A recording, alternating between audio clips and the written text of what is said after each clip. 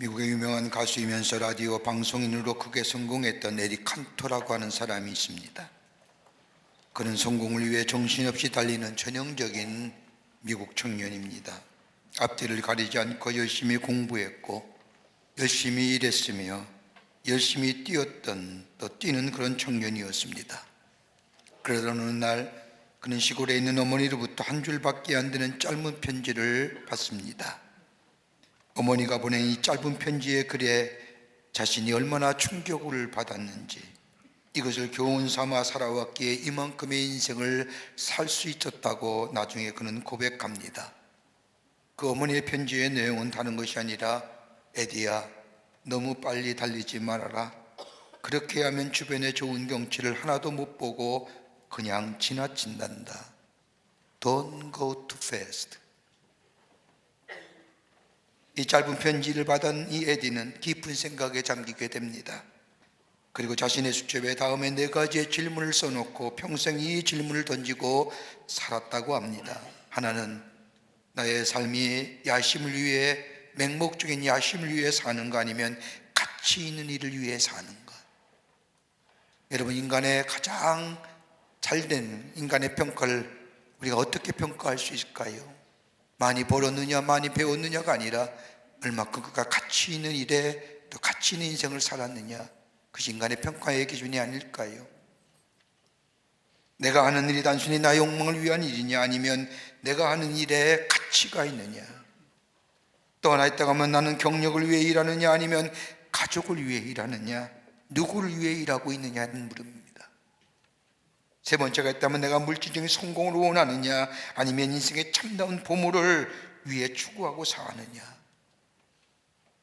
또 하나 있다고 한다면 이 일이 나 자신을 위한 일이냐, 아니면 다른 사람을 위한 일이냐. 이기적인 것에서부터의 시작이냐, 이타적인 것에서부터의 시작이냐.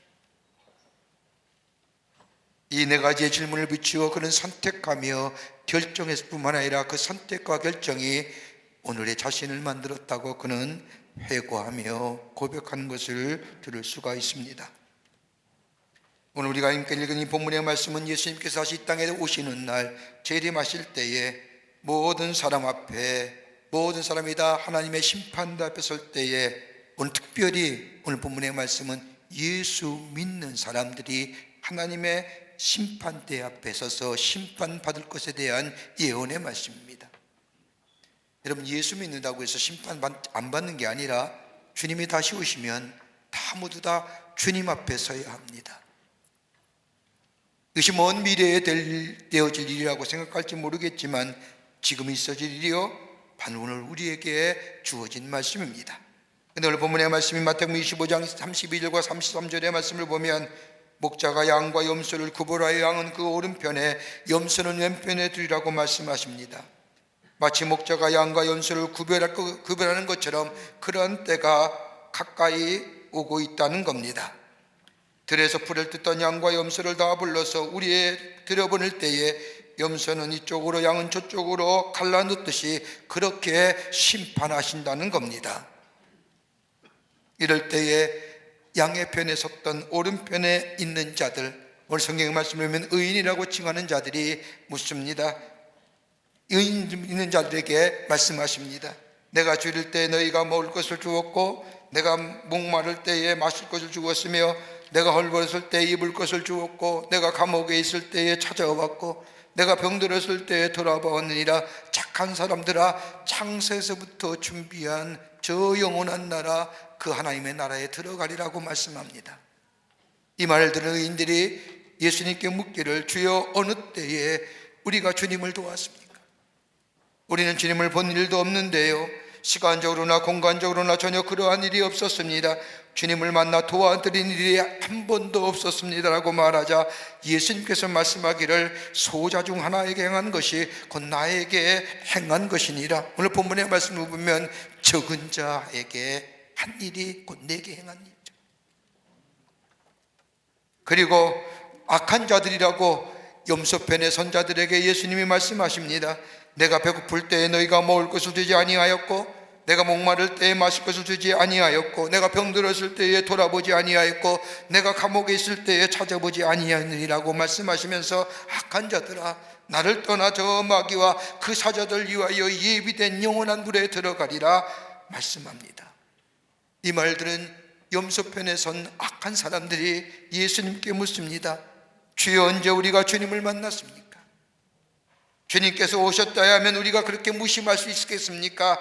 언제 우리가 주님을 만날 일이 있기에 우리를 책망하십니까? 라고 대묻자 예수님께서 소자 중 하나에게 행하지 아니한 것이 곧 나에게 행하지 아니한 것이니라고 말씀합니다. 심판의 대상은요, 내가 얼마나 믿음을 잘 가졌느냐, 믿음이 성장한 이 모습이 아니라 행했느냐, 하지 않았느냐, 베풀었느냐, 베풀지 않았느냐. 12세기 프랑스 신학자의 성인인 베르나르드 꼴레르보라고 하는 사람의 쓴 책 가운데 신앙인의 윤리적 사단이라는 글이 있습니다. 그 글에 보면 신앙인은 점점점 자라나야 되고 인격적이나 신앙적으로 성장해야, 즉 사닥다리를 타고 올라가야 된다고 얘기하면서 신앙의 여러 단계를 얘기합니다. 그 가장 첫 번째 사닥다리의 첫 번은 뭐냐? 자기를 위해 자기를 사랑하는 사람. 두 번째 있다고 한다면 자기를 위하여 하나님을 사랑하는 사람. 이 하나와 둘의 모습은 철저하게 자기중심의 신앙입니다. 이기적인 신앙입니다. 내가 먼저입니다. 그러나 한 단계 더 올라가려고 하면 세 번째 단계가 있다면 하나님을 위해서 하나님을 사랑하는 것. 그보다 최고의 높은 신앙적이고 인격적인 모습은 다름이 아니라 하나님을 위해서 자기를 사랑하는 겁니다. 하나님의 뜻이 먼저입니다. 하나님의 말씀이 먼저입니다. 내 뜻보다 하나님의 뜻에 순종하며 삽니다. 내 의지와 내 원하는 것보다 하나님의 뜻이, 하나님의 목적이 먼저라고 생각하며 그 일을 이루어 나가는 사람, 가장 높은 수준의 신앙적이고 인격적인 삶의 모습이라는 겁니다. 마지막 때 우리 주님이 보시는 게 어떤 걸까요? 믿음입니다. 어떤 믿음일까요? 여러분, 믿음을 정의할 때 뭐라고 말씀하십니까? 여러 가지 많은 말로 믿음을 정의할 수 있지만 믿음은 관계성입니다. 먼저는 하나님과 나와의 수직적인 관계입니다. 이 관계가 깊어지면 깊어질수록 우리의 믿음이 성장되어져 갑니다. 또 하나 관계성이 있다고 한다면 믿음은 수평적 관계로서의 다른 사람과의 관계성입니다. 이 관계성이 내 안에 깊어지면 깊어질수록 우리의 믿음은 성숙되어져 갑니다. 그러기에 믿음은 수직적인 관계와 더불어 수평적 관계가 함께 동반되어야 그 안에 성장과 더불어 성숙의 역사를 이룰 수가 있습니다. 오늘 본문의 말씀, 창세전부터 예비된 하나님의 나라의 약속을 받을 것이냐, 아니면 주님을 떠나 저 마귀와 그 사자들 위하여 예비된 영원한 불에 들어갈 것인가는 다름이 아니라 내가 얼마나 예수를 믿었느냐, 내가 얼마나 교회에 충성되었느냐, 그것이 아니라 내가 하나님 받은 은혜를 얼마나 다른 사람에게 나누며 베풀며 섬기며 살았느냐. 삶의 구체적이고 실체적인 믿음의 모습을 통하여 우리 주님이 하나님과 더불어 사는 인생, 저 심판에 하나님의 형벌을 받는 인생으로 가늠되어집니다. 우리의 삶, 믿음의 삶, 창세전부터 예외된 하나님의 약속의 나라, 상속의 나라를 받는 그 믿음의 모습은 어떤 것일까요? 오늘 본문 말씀을 통하여 함께 말씀을 나누며 은혜 받기를 원합니다. 첫째는 베푼 만큼 우리 하나님이 인정하신다는 겁니다. 오늘 본문의 말씀을 보십시오. 창세로부터 예비된 나를 상속받을까, 아니면 주님을 떠나 마귀와 그 사자들 위하여 예비된 영원한 불에 들어갈 것이야의 기준점은 다른 것이 아니라 베풀었느냐 아니 베풀었느냐, 이 선행의 문제입니다. 오늘 본문의 말씀을 보십시오. 저 주님을 떠나 마귀와 그 사자들 위하여 예비된 영원한 불에 들어갈 자에 대해서 얘기합니다. 저들을 향하여 우리 주님은 책망하시기를 주지 아니했고 베풀지 아니했고 배고픈 자를 먹이지 아니했고 헐벗은 자를 입히지 아니했고 병든 자를 돌아보지 않았다는 겁니다. 너희가 나를 위해 어떻게 살았느냐를 묻지 아니하십니다. 내가 얼마나 많이 하느냐, 얼마를 벌었느냐, 내가 하는 사업이 무엇이냐, 네가 어떤 사람이 되었느냐, 이거 묻지 아니하시는 겁니다. 다름이 아니라 나를 사람을 위하여 얼마나 많이 봉사하며 얼마나 섬겼느냐, 네가 받은 은혜 거저 받은 은혜일진데 그 은혜를 얼마나 다른 사람에게 나누었느냐라는 겁니다. 여러분, 창세기 2장의 말씀을 보면 초대교회 모습이 나옵니다. 가장 이상적인 공동체지요. 유토피아적인 공동체라고 말합니다. 저들이 성령의 충만을 받은 후에 함께 모여 사도의 가르침을 받습니다. 저들은 사도의 가르침을 받기 전에는 저 랍비와 서기관들의 가르침을 받던 사람입니다. 그런데 하나님의 거룩한 영이 저들의 심령에 충만하게 될 때에 저들은 사도들의 가르침을 받습니다. 여러분, 사도들의 가르침이 어떤 내용일까요?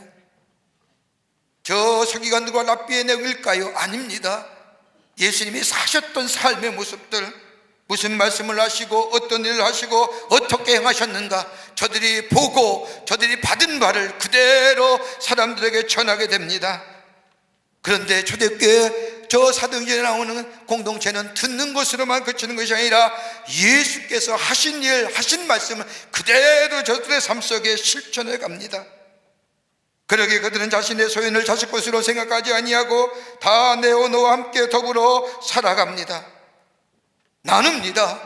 예수의 말씀을 실천했다는 겁니다. 그러기에 사도행전 4장 32절의 말씀을 보면 제 재물을 조금이라도 제 것으로 하는 이가 하나도 없더라. 제 물건을 이건 내 것이야, 이것은 내 것이야 라고 말하는 사람이 하나도 없었다는 겁니다. 여러분, 이것이 성령 받은 사람의 모습입니다. 그리스도인의 삶의 공동체 의식입니다. 자기 물건이라는 소유의식이 사라졌다는 겁니다. 내 것은 하나님의 것이요, 하나님의 능력 가운데 은혜로 주신 것이요, 내 것은 공유하는 것이요, 함께 더불어 나누는 것이요, 베푸는 것이요, 섬기는 것이요, 내가 가진 것은 나는 임시적으로 내게 맡겨진 청직이요, 내가 관리하고 있을 뿐이라고 하는 사실. 세상 떠나면 내 것이 아니요, 지금은 나 혼자 쓰라고 있는 물건이 아니라 함께 더불어 공유하라고 쓰라고 우리에게 주신 은혜로 주신 것이라고. 여러분, 이것이 바로 성령 안에 있는 사람의 모습인 겁니다. 나누는 공동체입니다. 주는 공동체입니다. 여러분, 하나님의 거룩한 영이 내 안에 거하시면 주는 자로 살아갑니다. 어떻게든 베푸는 자로 살아갑니다. 우리가 받은 것들이 거저 주신 하나님의 은혜라 생각하니 그 은혜를 나누려고 합니다. 마음도 주고 사랑도 주고 희생도 주며 뭐든지 주고픈 자로 살아가고 싶은 마음. 여러분, 성령의 열매를 가만히 보십시오. 사랑의 열매는 관계성 속에서 이어지는 열매들입니다. 사랑과 희락과 자비와 양성과 충성과 은유와 절제. 여러분, 가만히 보십시오. 이 열매들은 다른 사람과의 관계성 속에서 이루어지게 될 때 그 열매도 풍성함의 역사가 우리 가운데 있는 겁니다. 나 혼자만 간직하는 것이 아닙니다. 나누며 섬길 때에 우리 주님 마지막 때 이걸 보셨다는 겁니다. 여러분, 우리는 예수를 믿어 구원받습니다. 죄의 싹은 사망이라고 말씀하신 것처럼 죽어야 할 우리들을 십자가의 놀라운 대속의 은총으로 우리를 죄에서 구원해 주시고 우리의 신분과 우리의 삶의 형태와 우리의 존재 양식을 바꾸어 주셨습니다. 죄에서 깨끗게 하셨습니다. 십자가의 의로 우리를 덧입혀 주셨습니다. 깨끗한 심령 위에 성령이 임하십니다. 성령의 임하심과 통하여 예수님과의 깊은 교제 속에 내 안에 성령이 충만하게 역사하십니다. 여러분, 하나님의 거룩한 영이 임재한 사람에게는 베푸는 삶, 주는 삶, 마음도 주고 사랑도 주고 희생도 주며 뭐든지 주고픈 자로 살아갈 때에 우리 주님이 다시 이 땅에 오시는 날, 하나님 앞에 심판대에 서게 될 때에 우리 주님은 창세전부터 예비된 나라를 상속케 하시는 놀라운 축복이 우리 가운데 임하게 되는 줄 믿습니다. 베푸는 답니다. 베푸는 만큼 우리 하나님이 인정하십니다. 두 번째로 베풀 때 지금 베풀어야 합니다.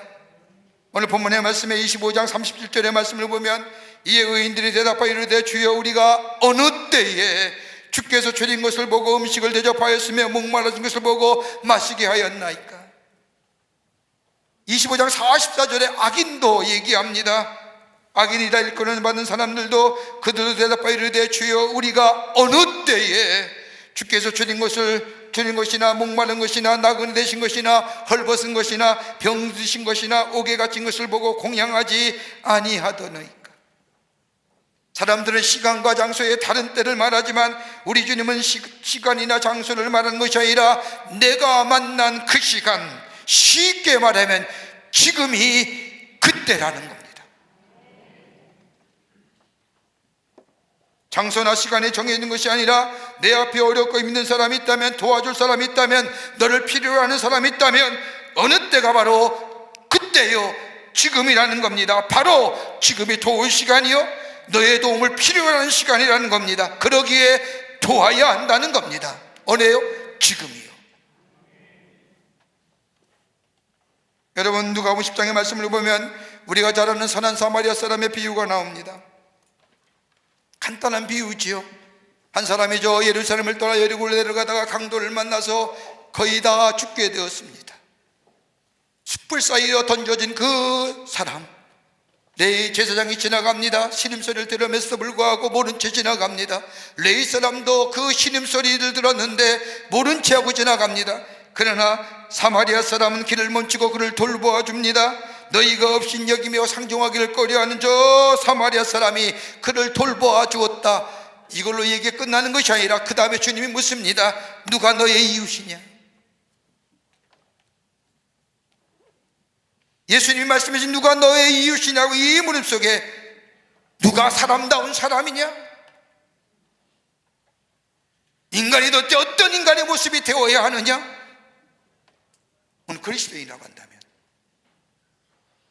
그리스도의 삶은 어떤 거냐? 예수님이 이해하신 선한 사마리아 사람의 비유는 그냥 그것으로 그치는 것이 아니라 예수께서 말씀하시고 계신 세 가지 요점이 이 안에 담겨져 있습니다. 하나는 외면하지 말아야 한다는 겁니다. 여러분, 죽어가는 사람을 돌보지 않는다는 것은 살인입니다. 내가 이 시간 내가 돌보지 않으면 죽을 사람, 그 사람을 보고 외면했다면 그것은 분명한 살인입니다. 여러분, 일반적으로 예전에는 다른 사람을 도와주는 일이 많았지만 요즘 같은 시대에 다른 사람을 도와주려다가 낭패 보는 경우가 많아 그냥 지나치는 경우가 많이 있음을 봅니다. 그럼에도 불구하고 우리의 마음을 흐뭇하게 하는 일이 있다고 한다면, 한 사람의 공경에 빠졌을 때에 다른 여러 사람이 도와 그 사람의 어려움을 도와줬다는 이야기를 들을 때 우리의 마음에 흐뭇함이, 기쁨이 있습니다. 내가 도와주지 않으면 죽을 사람 외면하지 말아야 하고 도와줘야 한다는 겁니다. 높은 차원의 윤리입니다. 여러분, 보편적인 도덕과 윤리는 모든 사람이 기본적으로 일본적으로 지켜야 할 것들인데, 그러나 죽어가는 사람을 외면하지 말고 도와야 한다는 것은 그보다 높은 차원의 윤리.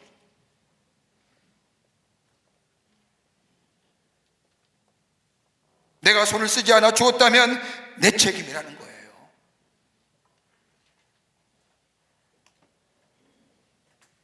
또 하나, 이 선한 사마리아 사람의 비유에서 예수님이 말씀하신 것이 있다고 한다면 우선순위의 문제입니다. 프라이어리티 넘버 원. 어느 것이 우선순위입니다. 여러분, 우리 인생은 어떤 면에서의 선택과 결정의 연속이라도 과언이 아닙니다. 오늘의 선택과 결정이 우리의 인생을 만듭니다. 선택하는 것 비록 쉬운 선택이라 할지라도 결단하는 것은 어려운 일입니다. 두 개 가운데 하나 놓아야만이 내 것이 하나 됩니다. 근데 두 개 다 가지려고 하니까 안 되는 겁니다. 미국의 콜롬비아 대학의 시나이엔가 교수에 의하면 우리 보통 사람들이 하루에 몇 번 선택하고 결정하느냐? 70번 한답니다. 의식적으로나 무의식적으로나. 아니에요. 여러분, 오늘 아침에 무의식적으로나 의식적으로나 선택하며 결정하지 않았습니까? 5분 일찍 일어나 5분 늦게 일어나, 1부 예배 갈까 2부 예배 갈까 3부 예배 갈까, 택시 타고 올까 버스 타고 올까 차 몰고 올까, 의식이 나와. 빵 먹을까 밥 먹을까. 70번 합니다. 한 달에 몇 번이요? 25,000번이에요. 우리 인생이 70이라고 한다면 여러분, 70 동안 몇 번 선택 결정하느냐? 무려 179만 번 선택하고 결단합니다. 그게 우리 인생이에요. 그게 우리 인생이에요. 그 선택과 결단이 오늘 나를 만든 거예요. 잘못됐든 잘했든 그 선택과 결단이 오늘 나로 하여금 여기 있게 한 거예요. 선한 사마리아 사람에게 하시는 말씀이에요. 선택의 우선순위가 뭐냐는 거예요. 어디에다 선택할 때의 우선순위를 두느냐? 오늘 선한 사마리아의 비유를 보면 제사장의 강도 만나 사는 것들 지나갑니다. 바쁜 걸음으로 가죠. 왜요? 제사 드리려고요. 제사가 얼마나 귀한 제사인데, 하나님 앞에 제사 드리러 가는 소중하고 거룩한 이 몸이 저 심하는 사람, 저 죽어가는 사람 행여나 손을 대었다가 저 사람 죽기라도 하면 나는 절대로 일주일 동안 정결의 의식을 정하여고 하나님의 거룩한 제사에 들어가지 못해. 이게 얼마나 소중한 제사인데, 이게 얼마나 귀한 건데, 이게 내 책임인데, 저 사람 때문에 이 귀한 일을 하지 못한다고 한다면 아니 되지 않느냐? 제사장은 하나님 앞에 예배하고 하나님께 제사 드리는 것이 먼저라고 합니다마는 예수님은 단호하게 얘기하지 않습니까? 아니다, 제사 못 드려도 좋다, 예루살렘에 가지 못해도 좋다, 지금 내 앞에 있는 사람을 도우라.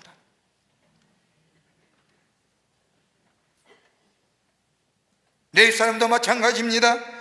내가 성전에서 봉사하는 사람으로서 성전을 내야지 어떻게 이런 일을 하겠느냐? 어떻게 저 죽어가는 사람을 만질 수 있느냐? 혹시나 죽으면 내가 하나님의 거룩한 성전을 섬기고 닦고 봉사하는 성물을 만드는 일 못할 텐데. 근데 주님은 아니라는 겁니다. 그것보다 내 앞에 있는 일이 먼저 해야 할 일이라. 내 앞에 신으면 사람을 도와줄 일이 먼저라. 어느 때? 그때가 지금이라는 거예요.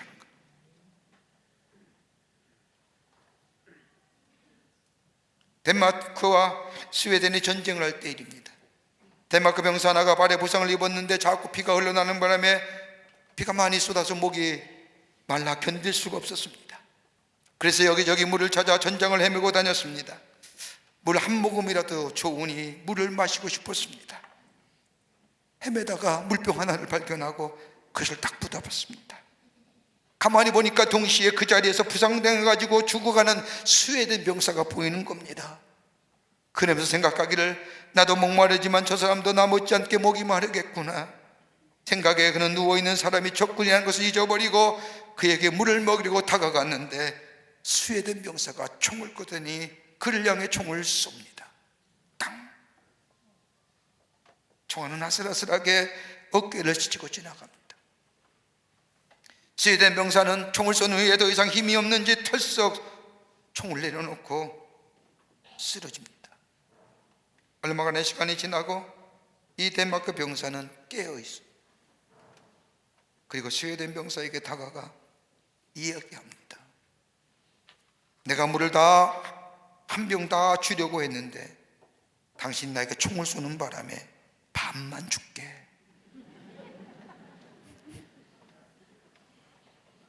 농담을 하고는 그에게 물을 먹였답니다.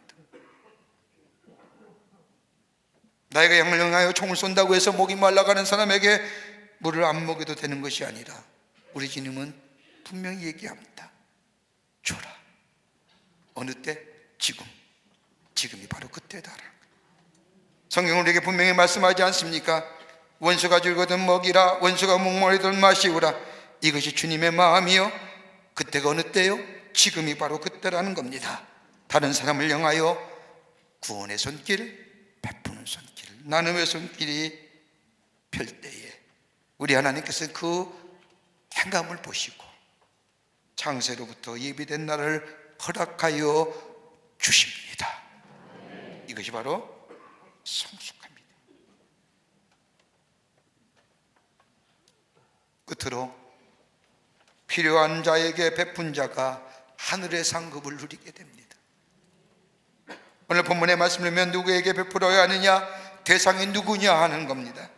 마태복음 25장 40절의 말씀을 보면 임금이 대답하여 이르되 내가 진실로 너에게 이르노니 너희가 여기 영대 형제 중에서 지극히 작은 자 하나에게 한 것이 곧 내게 한 것이니라 하시고, 여기에 다른 성경의 번역본을 보면 작은 자를 소자라고 번역합니다. 소자가 누구입니까? 소자는 다름이 아니라 어린아이를 뜻합니다. 가치가 낮고 신분이 낮고 아무것도 모르고 감사할 줄 모르는 미련한 사람들, 이 한 발짝 더 나가면 뭐예요? 어리석은 자. 더 나가면 뭐예요? 악인. 가장 부족한 사람, 고난당하는 사람을 소자라고 말합니다. 외롭고 고독한 사람을 얘기합니다. 그런데 예수님께서 그 작은 자 중 하나에게 한 것이 곧 나에게 한 것이라고 말씀합니다.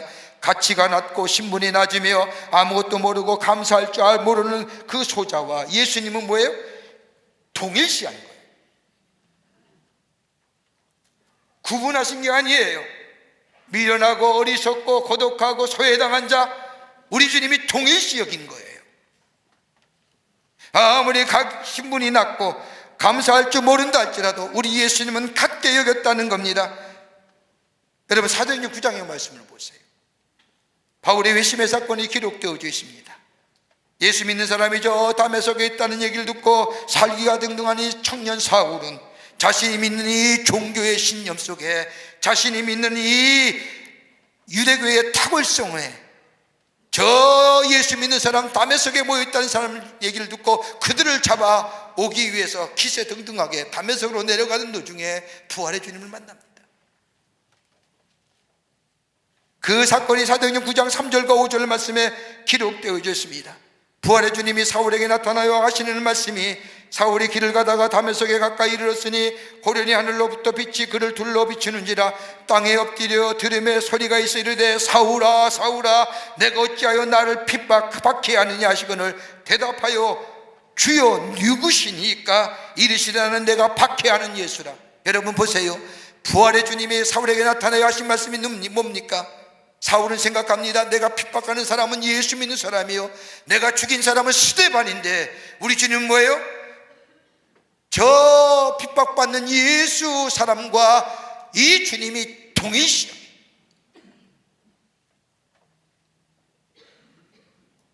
내가 그로다라고 하는, 내가 핍박하는 사람 바로 예수 나라는 거예요.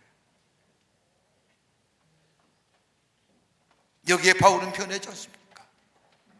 사울이 변하여 바울이 되지 않습니까?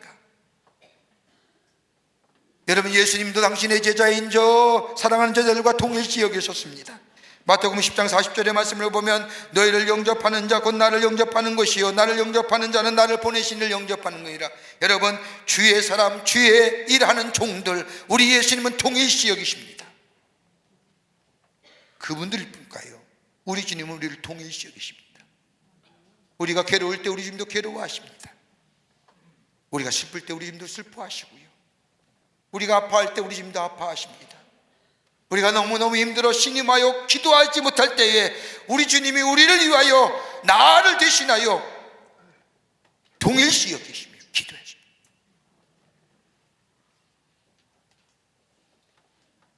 오늘 본문의 소자, 병든 자, 가난한 자, 고독한 자, 외로운 자, 그게 바로 예수님이라는 겁니다.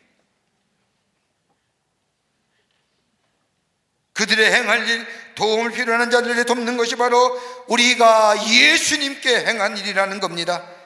그러게 오늘 주님이 묻지 않습니까? 내가 죄질 때 너희가 먹을 것을 주지 아니하였고 목마를 때에 마시게 하지 아니하였고 라고 하는 이 질문에 대답할 수 있어야 됩니다.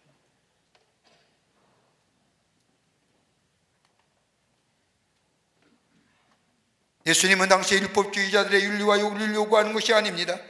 죽어가는 사람을 외면하는 것, 주의 마지막 심판대에 섰을 때에 심판받을 일이라고 분명히 말씀하는 겁니다. 미국의 워터게이트 사건으로 니슨 대통령이 보좌관을 했던 찰스 콜린슨이라는 사람이 저 도청 사건을 은폐하는 것으로 죄로 인하여 14년간 감옥 생활을 합니다. 감옥에 있으면서 그는 회심하여 예수를 믿고, 그가 왜 회심했는가? Born Again이라고 한 책을 써서 많은 세간의 사람들에게 큰 은혜를 주고 감동을 주었습니다. 그 책에 보면 미국 이후의 역사상 가장 감동적인 순간에 대해서 이야기합니다. 그 순간은 다름이 아니라 테레사 수녀가 미국 의회를 방문하여 연설하였을 때라고 말합니다.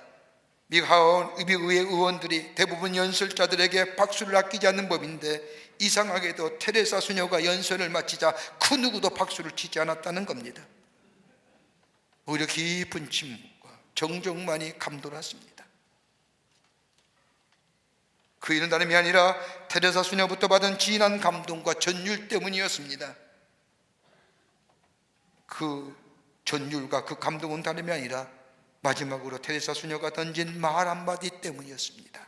그 말은 다름이 아니라 섬길 줄 아는 사람이 다스릴 자격이 있다는 겁니다. 나눌 수 있는 자, 베풀 수 있는 자가 다스릴 수 있는 자격이 있다.